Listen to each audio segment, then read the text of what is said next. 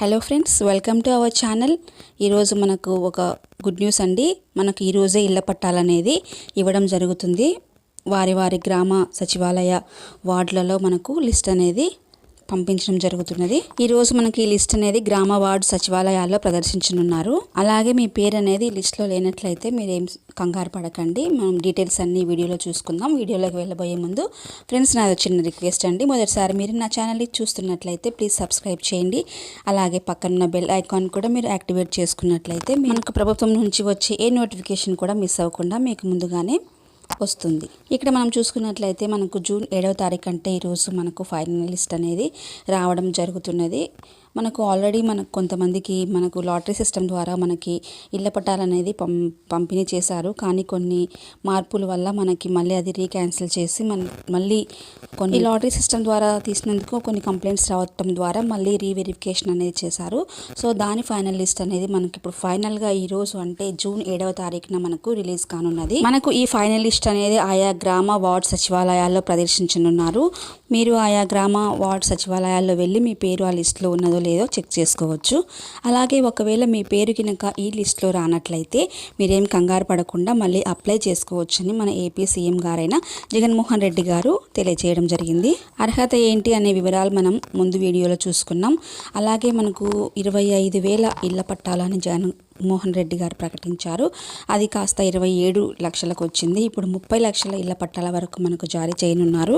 ఒక్కో ప్లేస్లో 10 నుంచి 10,000 వరకు మనకు ఇల్లు అనేది నిర్మించడం జరుగుతున్నది. అలాగే మనకు ఇంటి నిర్మాణ నమూనా కూడా మనకు విడుదల చేసినట్టు తెలుస్తుంది. అలాగే ఇప్పుడు మీరు నమోదు చేసుకున్న వారి లిస్ట్లో పేరు లేని వారు ఎలా చేయాలంటే ఆల్రెడీ మనం కొన్ని వీడియోస్లో చెప్పాను.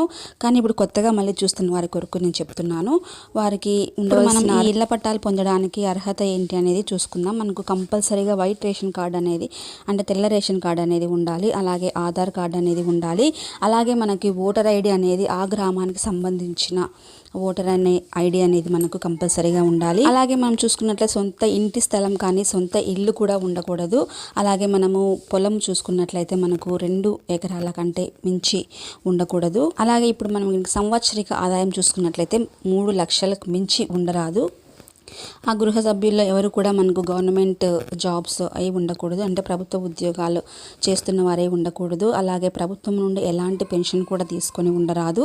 అలాగే మనకు భూమి విషయంలో చూసుకున్నట్లయితే మాగానే అయితే 2.5 ఎకరాలు, మెట్ట అయితే 5 ఎకరాల లోపు మనకు భూమి అనేది ఉండాలి. అలాగే మనకు గతంలో ప్రభుత్వం మనకు ప్రకటించిన ఇంటి స్థలాలు ఏవి కూడా మనం తీసుకొని ఉండరాదు.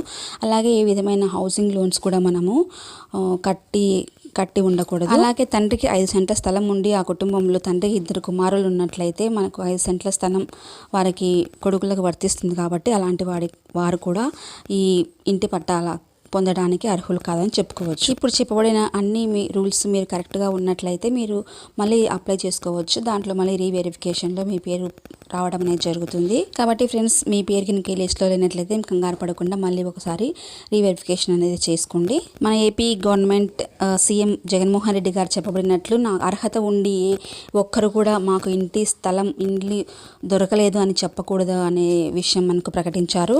ఇందు విషయమే మనకు ఇళ్ల స్థలాలు కూడా మనకు పెంచడం అనేది జరిగింది. 25 లక్షల నుంచి 27 వరకు వెళ్ళింది.